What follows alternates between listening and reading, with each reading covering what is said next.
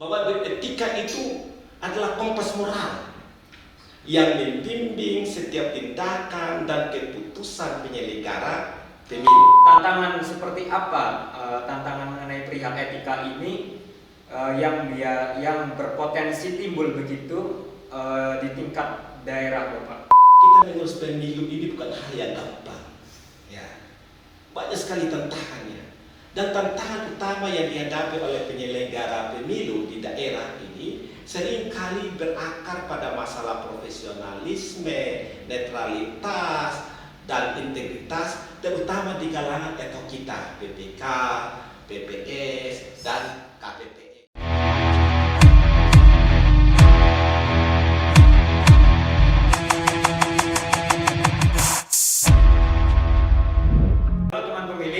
Bertemu kembali dengan kami KPU Kabupaten Sumba Barat dalam podcast Mamuli, Mari Omong Pemilu dan Pemilihan.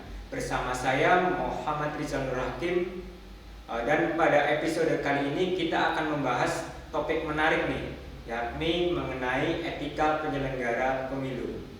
Dan telah hadir bersama kita narasumber hebat untuk membahas ini bersama-sama, yaitu Pak Octavianus Malo selaku anggota KPU Kabupaten Sumba Barat dari Divisi Hukum dan Pengawasan. Halo, selamat datang Pak Okta. Halo Mas Rizal. Bagaimana keadaan hari ini? Puji Tuhan, luar biasa sehat.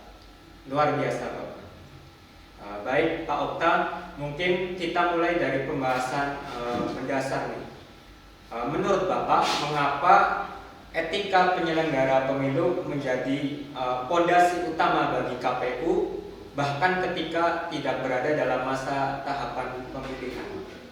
Baik Mas Rizal, etika penyelenggara pemilu dikatakan menjadi pondasi utama bagi KPU bahkan ketika tidak berada dalam masa tahapan pemilu. Ini dikarenakan karena ada beberapa alasan yang sangat krusial, yaitu yang berkaitan dengan integritas, yang berkaitan dengan kepercayaan publik, dan bahkan legitimasi demokrasi.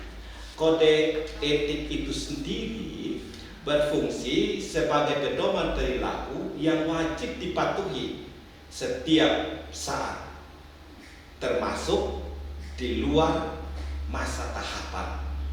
Nah, kita KPU ini adalah lembaga mandiri yang dipercaya untuk menyelenggarakan KPU secara jujur dan adil.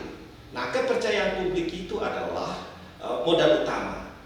Mas Rizal, pelanggaran etika yang terjadi bahkan di luar tahapan itu dapat merusak kepercayaan publik tersebut, yang pada akhirnya dapat menggerus keyakinan masyarakat terhadap hasil pemilu pada masa yang akan datang.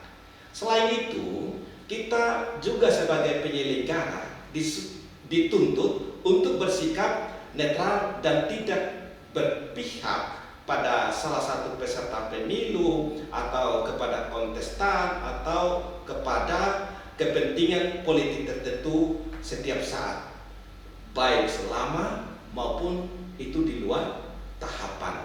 Nah, kode etik itu sendiri adalah suatu kesatuan asas moral, etika, filosofis yang menjadi pedoman perilaku bagi penyelenggara pemilu berupa kewajiban atau larangan. Nah, aturan ini berlaku mutlak bagi seluruh jajaran KPU, baik itu dari pusat, provinsi maupun kabupaten kota, dan bahkan juga berlaku bagi jajaran etos kita, BPK, PPS, dan bahkan KPPS. Dan penegakannya diawasi oleh Dewan Kehormatan Penyelenggara Pemilu atau DKPP.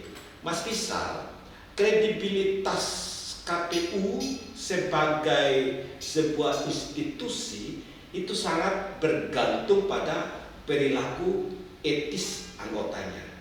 Citra lembaga yang bersih, yang profesional itu akan menghasilkan pemilu yang berintegritas dan berkualitas serta menjamin tegaknya demokrasi dan keadilan.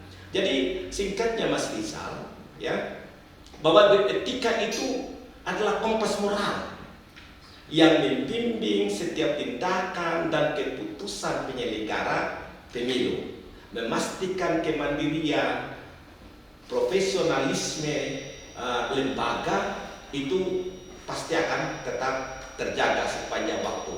Ini semua untuk menjamin legitimasi proses demokrasi. Mungkin demikian, Bang Rizal.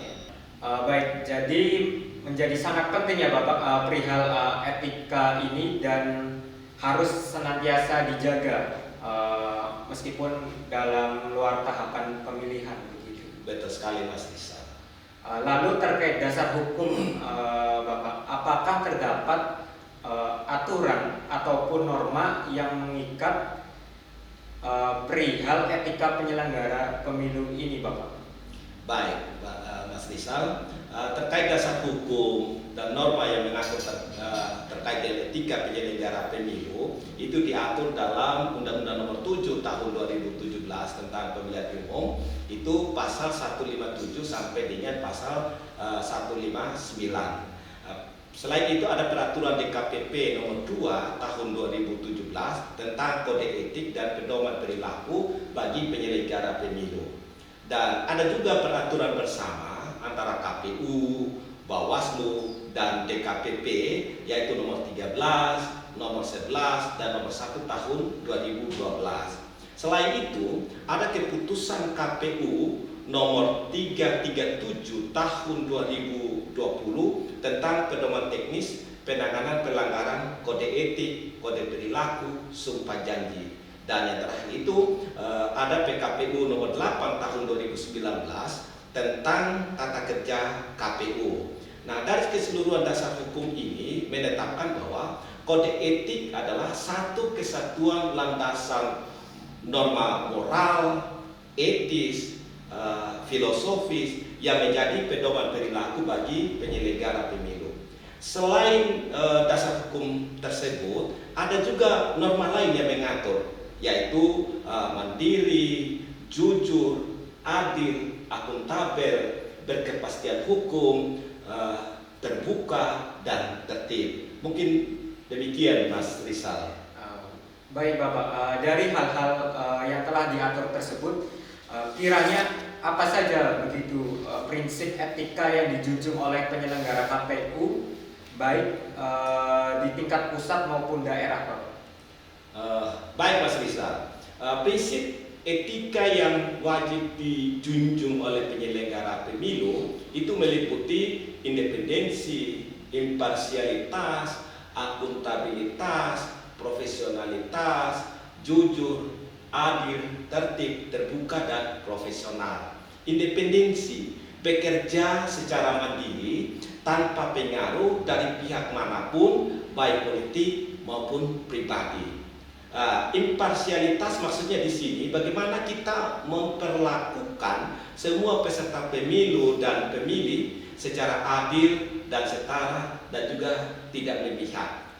Akuntabilitas maksudnya di sini adalah bahwa setiap keputusan, kebijakan, dan penggunaan anggaran itu harus dapat dipertanggungjawabkan secara hukum dan moral kepada publik. Nah, selain hal-hal seperti di atas, prinsip-prinsip yang saya sampaikan tadi Mas Rizal, ada juga pedoman perilaku yang spesifik. Misalnya menolak gratifikasi.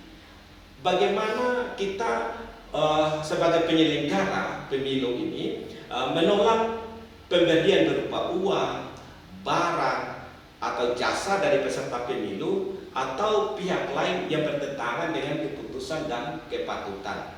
Lalu kita juga harus menghindari yang namanya konflik kepentingan, yaitu misalnya kita menghindari pertemuan-pertemuan atau kegiatan yang dapat menimbulkan kesan adanya keberpihakan dengan peserta pemilu tertentu. Lalu kita juga harus menjaga kerahasiaan lembaga.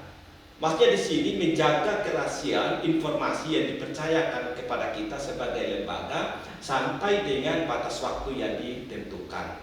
Nah, prinsip-prinsip ini, Mas Rizal, harus diterapkan agar seluruh tahapan pemilu dapat berjalan sesuai dengan peraturan yang berlaku, bebas dari kepentingan pribadi, dan dapat dipercaya oleh publik. Mungkin demikian, Mas Rizal. Begitu. Jadi menjadi sangat kompleks ya Bapak perihal etika ini. Ya, betul Mas Rizal. Di satu sisi tentu terdapat dinamika di lingkungan Bapak atau di lapangan begitu, khususnya di wilayah Kabupaten Sumba Barat yang memiliki karakteristik sosial budaya yang unik begitu.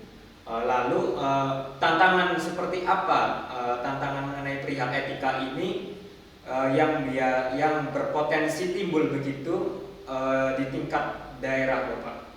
Baik Mas Rizal, kita mengurus pemilu ini bukan hal yang gampang.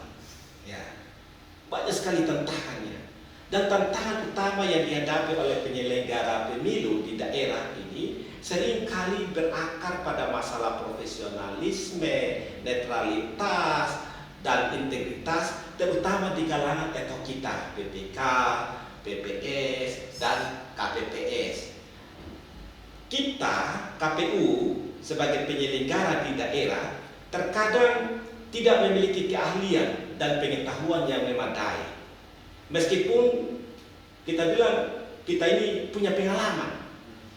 Hal ini terlihat dalam kesalahan administratif seperti dalam proses verifikasi persyaratan calon. Itu kadang-kadang banyak sekali terjadi kesalahan administrasi. Lalu yang kedua, kita sebagai penyelenggara pemilu juga dituntut untuk bersikap mandiri dan adil. Namun seringkali juga kita dihadapkan pada godaan untuk memilih salah satu peserta pemilu atau pilkada. Ini bisa terjadi karena tekanan politik lokal atau hubungan pertemanan, atau juga karena ada janji-janji ya dari pihak-pihak tertentu itu.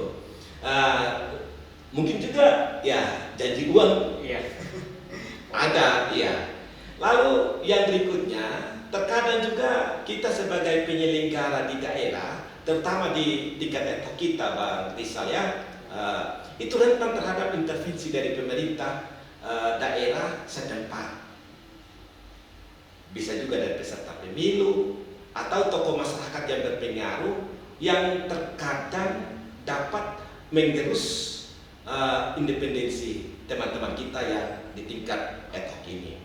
Lalu di sisi yang lain tantangan yang kita hadapi itu adalah masih banyak penyelenggara pemilu yang dinilai kurang memahami secara mendalam terkait dengan kode etik dan pedoman perilaku yang seharusnya mereka junjung tinggi dalam menjalankan tugasnya. Mas Rizal, jikalau persoalan etika ini tidak diatasi, bisa berpotensi untuk memengaruhi tingkat kepercayaan publik, tingkat masyarakat terhadap kualitas demokrasi dan integritas hasil pemilu secara keseluruhan. Demikian itu, Mas Rizal. Baik Bapak, kita masuk pertanyaan selanjutnya. Saat di luar tahapan pemilu, apa bentuk pembinaan atau peningkatan kapasitas SDM yang perlu diterapkan begitu Pak kepada para pegawai KPU serta jajaran ad hoc agar tetap memahami dan mematuhi prinsip etika ini, Bapak? Baik, terima kasih Mas Rizal. Bentuk pembinaan dan peningkatan kapasitas SDM yang dilakukan oleh KPU Kabupaten agar seluruh pegawai dan jajaran ad hoc kita dapat memahami dan mematuhi etika dan prinsip etika penyelenggara pemilu itu meliputi beberapa kegiatan yang dilakukan secara terstruktur dan berkelanjutan dengan fokus utama kita pada integritas, netralitas, dan akuntabilitas. Nah, kegiatan-kegiatan utama tersebut itu Bang Rizal meliputi bimbingan teknis dan pelatihan. Nah, tujuan kita di sini adalah untuk memastikan pegawai jajaran ad hoc kita sudah memahami aturan dan pedoman perilaku sebagaimana yang diamanatkan dalam undang-undang termasuk keputusan KPU tentang kode etik. Tentunya di situ materi-materi yang kita masukkan adalah masih yang berkaitan dengan integritas, profesionalitas, netralitas, dan kemandirian serta akuntabilitas dalam setiap tahapan pemilu. Selain BIMTEK dan pelatihan, itu ada juga kegiatan sosialisasi dan internalisasi kode etik. Nah, kegiatan ini biasanya kita lakukan secara berkala dan sering kali kita sampaikan dalam rapat koordinasi dan juga dalam setiap apel rutin Senin yang dilakukan oleh KPU. Di situ kita mengingatkan kembali pentingnya penerapan etika itu dalam tugas sehari-hari. Lalu yang kita lakukan juga adalah pengawasan dan pengendalian internal.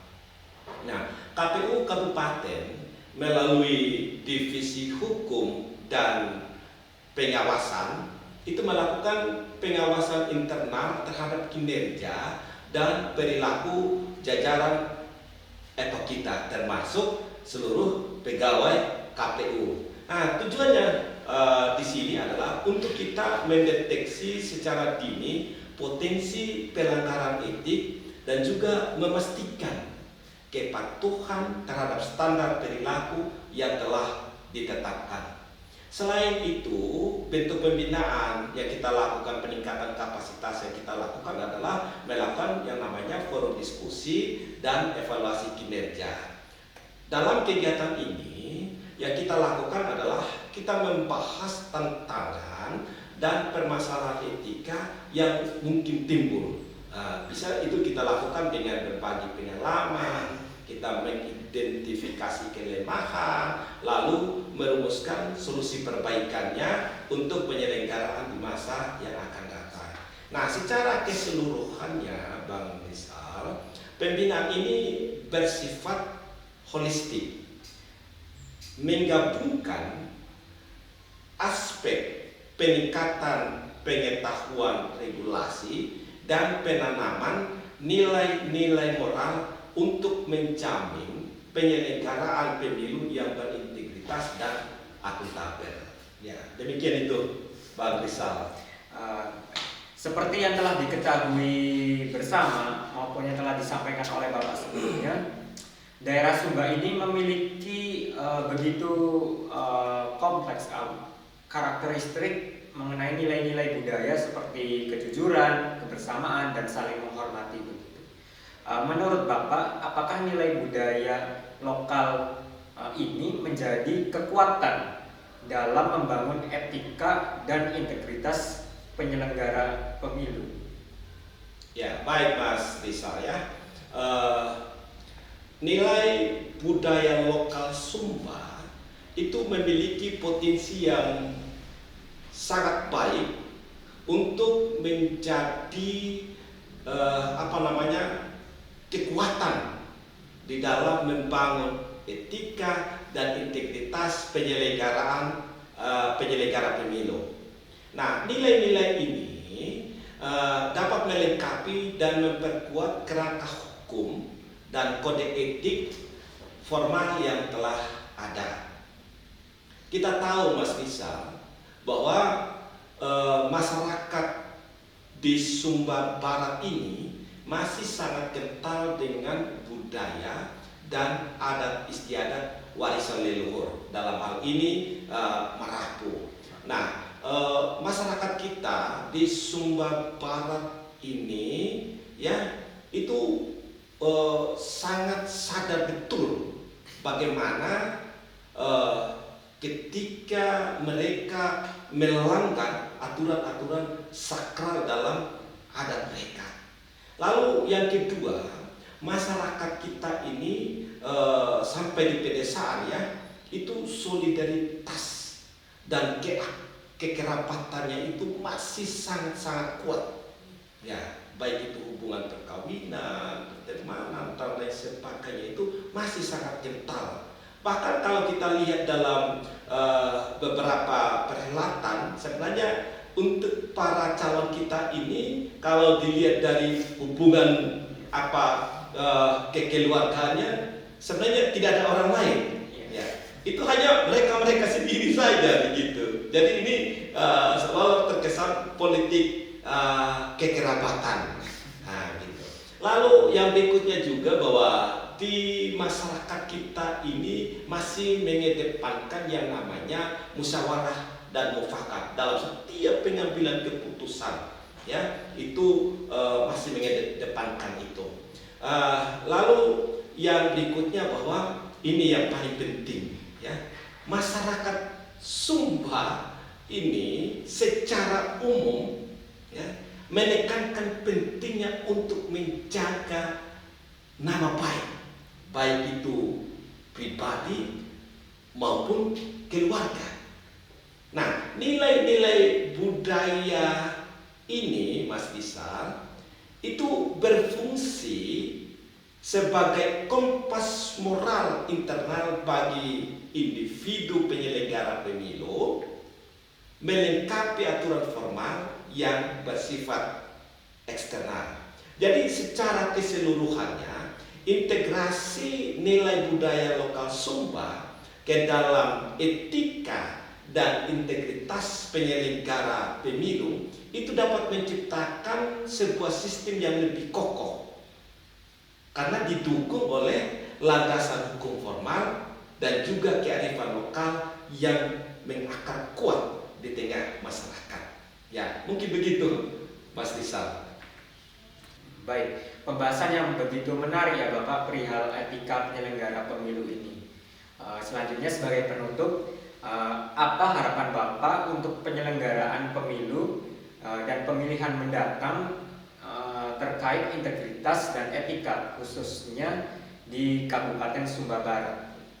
Baik, Mas Rizal ya. Harapan utama saya untuk penyelenggara pemilu pada pemilu yang akan datang terkait dengan integritas dan etika adalah terwujudnya proses demokrasi yang bersih, jujur, adil, transparan, dan akuntabel. Nah, kita sebagai penyelenggara ini harus bebas dari pengaruh dan tekanan dari pihak manapun, termasuk kepentingan politik lokal. Yang kedua, bagaimana kita berperilaku sesuai dengan kode etik yang berlaku. Kita menghindari konflik kepentingan tertentu dan menjaga kepercayaan publik terhadap institusi penyelenggara pemilu. Lalu di samping itu kita sebagai penyelenggara juga diharapkan untuk responsif dan menindaklanjuti setiap laporan pelanggaran pemilu secara adil dan transparan. Dan diharapkan juga secara aktif untuk kita melakukan edukasi pemilih untuk mendorong partisipasi masyarakat yang rasional, bagaimana mereka menolak politik uang dan menciptakan pemilih yang cerdas dan kritis. Jadi Mas Rizal ya, secara keseluruhan harapan saya ke depannya adalah agar pemilu mendatang tidak hanya berjalan secara teknis saja, tapi juga bisa menghasilkan pemimpin yang sah melalui proses yang bersih dan bermartabat. Mungkin demikian itu, Mas. Terima kasih kepada Bapak Octavianus Malo atas bincang-bincangnya pada kesempatan kali ini. Tentu banyak hal-hal dan ilmu yang kita dapatkan khususnya mengenai etika penyelenggaraan pemilu. Saya juga ucapkan terima kasih Mas Rizal sudah diundang dalam podcast KPU Kabupaten Sumba Barat, Mamuli, Mari Omong Pemilu dan Pemilihan. Dan terima kasih kepada teman pemilih yang telah menyaksikan episode podcast kita pada kesempatan kali ini. Tetap ikuti podcast-podcast kami selanjutnya, Mamuli, Mari Omong Pemilu dan Pemilihan. Bersama saya, Rizal Nur Hakim selaku host, pamit undur diri. Sampai jumpa di episode kami berikutnya.